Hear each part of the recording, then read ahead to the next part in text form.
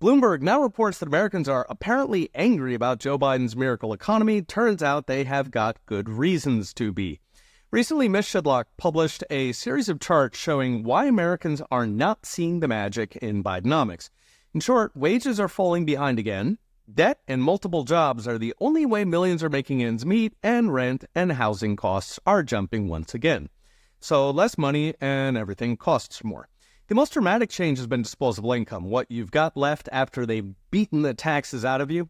That's actually down by $1.4 trillion over the past 3 years, even as inflation has kept marching up. It's down because wages are nearly flat, so Mish pegs them at 0.7% over 4 years, which is roughly nothing a year, combined with falling hours as businesses, especially little bitty ones, struggle through the Biden miracle. Worse, the official earnings are increasingly made up of welfare payments, which kind of hits differently than an actual salary you've earned.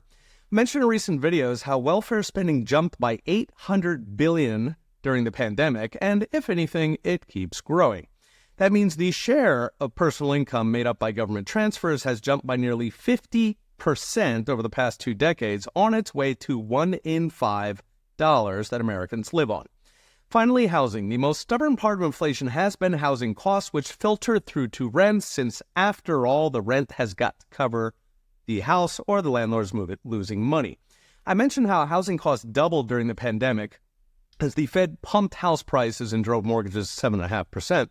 That all took time to dribble down to rents, since rental contracts tend to be longer term, but it also means once rent inflation takes hold, it can go on a lot longer. So in fact, rent has risen by at least 5% annualized every month, going on 32 months so far. That means that month by month, those higher costs filter through to rent, stripping what's left of the renter plebs who missed the Fed's free money boat.